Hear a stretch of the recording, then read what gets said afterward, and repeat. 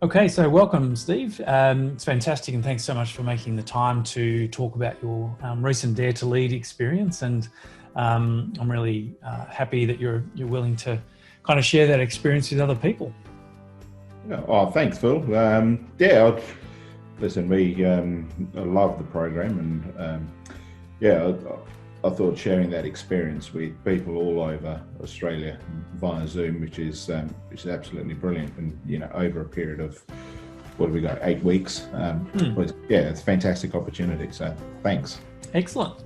It's great to have you on the course. So just by way of, I guess, context, what's your role? Could you please describe what you do? Yeah, so I'm here in WA. I work at a secondary school. I'm a secondary school teacher. I look after pastoral care. I'm a head of year, so I look after students between years 7 through to year 12. At the moment, I'm looking after our year 12s. I find myself going in and out of a variety of roles, looking after staff, looking after students, looking after parents. So essentially I deal with a whole lot of people, within the teaching role. So, Right. Apart from the day-to-day, going into the classroom and teaching students, there are other administrative tasks that I look after, and It would keep you pretty busy. I'd imagine the array of challenges and problems and what have you that kids bring to you would be quite broad. Oh, that'd be huge. So there's a huge variety, and initially when I first started in the role, it was all about dealing with students, and as you get a little more experienced, you kind of understand that what the students show are the symptoms of everything else around them. So as you get sort of deeper into it, you end up dealing with a whole lot of issues. Some are cultural, and when I talk about cultural, I'm not talking about people of different cultures. I'm talking about how people tend to live their lives and the problems they bring in. So essentially you're just dealing with people problems. The classroom element is the easy bit. Right. Okay. It's everything else outside of it that you don't necessarily join up teaching for, that ends up being part of your major role. Yeah.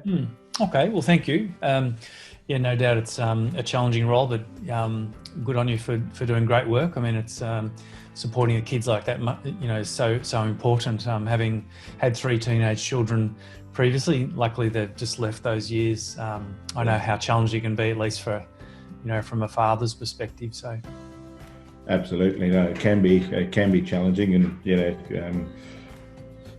I think the popular understanding is that as students get older, you can sort of step back, but it's just the other way around, isn't it? They need more support as the older they get. So, yeah. Okay, so it'd be great to hear about why you decided to join the Dare to Lead program with the Leadership Sphere. So, yeah. Listen, I came across Brené Brown back in 2015, and I did a lot of. I think I read Dare to Daring Greatly was the book, and I watched the video and then got the book, and there was a lot of Brené's work that kind of spoke to me and got me on this whole sort of path of learning a little bit more about myself and why I was reacting to things the way I was reacting, and introspection, a lot of personal introspection, and understanding me, and in that process understanding others.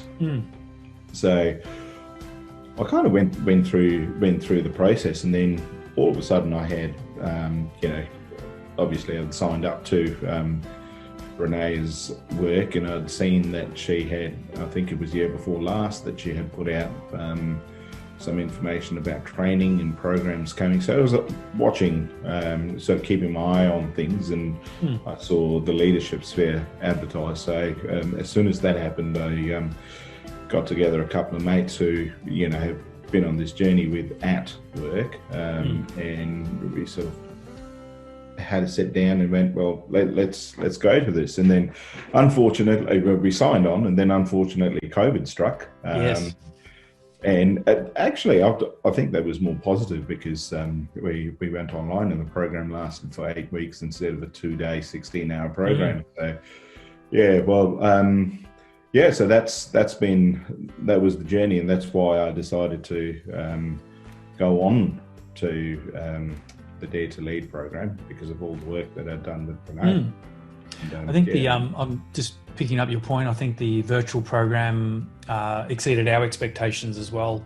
It really did surpass our expectations, and we had the immersion. There's a place for the immersion programs. I think like 2 or 3 days, but I thought it was surprisingly good. And we've ran a couple of programs since, and they've equally been, just as good. And people have been super engaged, and the learning's been rich. And so, for me, that's been a really pleasant surprise. Sorry, Phil, but I think the time in between, where you get time to read, you get time to think, those conversations that we have online in your little meeting rooms, they are so rich, and you're talking to a whole variety of people from different backgrounds, and you get insights like you never do. In possibly what could be a really full 2-day or 3-day session. So definitely love the online version of the program. So. Excellent. What else was it about the program? I guess I'm just after your general experience. So you love the virtual, you love the 8 weeks and having that space in between, which we structured it that way to give people that reflection and kind of thinking space. I thought worked well. What other things did you like about the program? I thought you, Phil, yourself as a facilitator and the others who facilitated the program, the manner in which you went about it, and suggestive, as opposed to this is the way it should be, allowed us to think and offer opinions, and you're very, very welcoming of other people's opinions and ideas, and sharing them around. So I thoroughly enjoyed that aspect of the program as well. Oh, thank you for saying so. I think being able to create that safe space is critical. People come on a course like this with some trepidation sometimes, and I'm really pleased to hear that feedback, and we've had that feedback across the board that it did feel like a welcoming, safe space, and for me that's really important. Very much indeed, Phil. So well done. Excellent. Well, thank you. I guess the other question is, so what's happened since the course? What difference has it made to either your professional and or personal life? How have you kind of incorporated some of the learnings potentially? I think there are a few adages from the program that kind of come up from time to time, and I keep thinking about it. And one is clear is kind, or paint done for me, which I have been using a fair bit. And right, I think what that does is it allows people, I'll start again. So apart from those two adages, I think the awareness that I have of myself and the awareness of what other people are going through at the same time allows you to understand a little bit more about a situation, or you approach a situation from a very different perspective. And of course, already as you're approaching that space, whether it's, whether you're looking for accountability, or whether you're looking for, whether you're going in with concern, or whether you're going in just to find out a bit more information, it allows you to approach a situation from so many different perspectives, but it also allows you the agility to move between points, and what, the thought process, what to bring up or what not to say. I think that awareness is critical, and I think that the Dare to Lead program has allowed that, sort of thought process, has brought it to the forefront, I think, a little bit more. So I'm a little a little bit aware of what we have to do. And I'll give you an example, Phil. At the moment,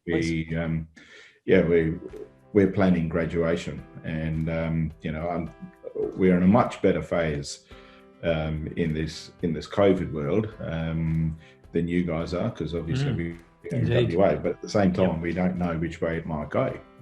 So yeah, we're looking at plan A, plan B, plan C. Right. And that involves potentially anywhere between 200 people in a room to 1,500 people in a room. So we've got 3 different plans that have to cover it, and just that simple adage of paint done for me. Yes.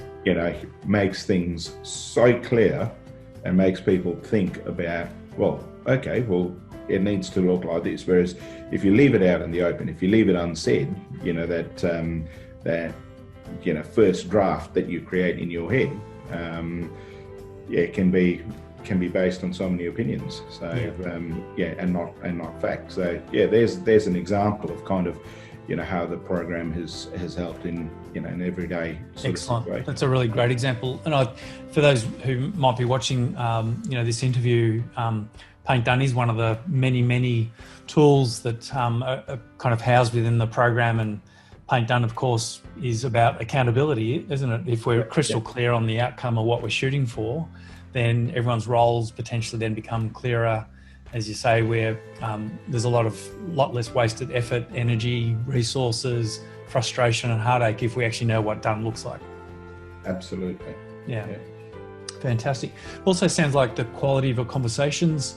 I shouldn't put words in your mouth, because when you're talking about, you have increased awareness, and when you're having a conversation, what have you noticed about how you engage with people? Is it different since the course?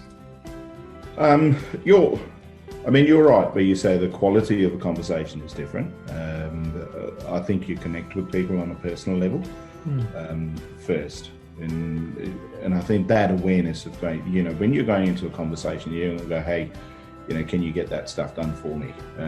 It's more about, ensuring that the relationship that you've built is, you touch upon that bit first.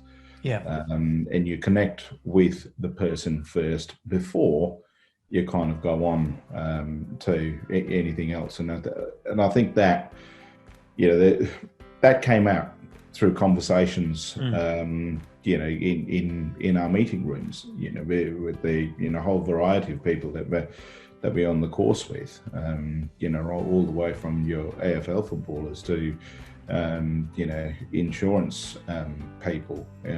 You had quite a mix, didn't we? Yeah, we were quite a mixed bag, I think. And it was absolutely brilliant because the whole I guess it was a spectrum of the workforce out there, and you get little snippets of information, and essentially you're dealing with people. No matter what it is that you're working on, and I think the program allows you to think about personal relationships first, and then hold people to account if need be, and by creating that space, personal relationship first, you're bound to get the best out of people. You're bound to get the answers that you're looking for, but it's also the respect and maintenance of a relationship first, and I think that's key. Excellent. Well, I hope I know the answer to this question, but I guess the last two questions, that's one question with 2 parts, is would you recommend the program, and if so, who do you think would benefit from this kind of program? I definitely recommend the program. I think out of personal experience, I definitely recommend reading Brené's work, and if people are not readers, then definitely watch the videos. I definitely recommend the program. Phil, you run a very good program, and I think all the facilitators are excellent. I think it's anyone. I think whether anyone can attend the program, whether it was whether you're a teacher like myself, whether you're staying at home, because it affects personal relationships, and you get a good understanding about personal relationships, and then this could be relationship with your partner or anything, and all the way up to CEOs and AFL footballers or anyone in the sporting realm. So it's beneficial for anyone.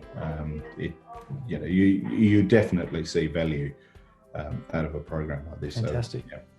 Thanks, Stephen. Yes, thank you so much for endorsing the program so strongly. I agree that the principle of the program is about building brave leadership and courageous cultures. And for me, particularly at this time, but any time, we need organisations, families, leaders who are able to do that, be braver. And I think the world will be a better place. Organisations will be a better place if we can all do that. So for me, it's really, really important work. And absolutely, Phil. I think you've put it well, where you say brave cultures, and if we're going to affect the culture of organisations we work in, then it starts with the individual looking back at you from the mirror, isn't it? So, all right. Well, thanks so much, Steve. Really appreciate your time, and thanks again. No worries, Phil. Thanks. Good having a chat with you. You too. Yeah.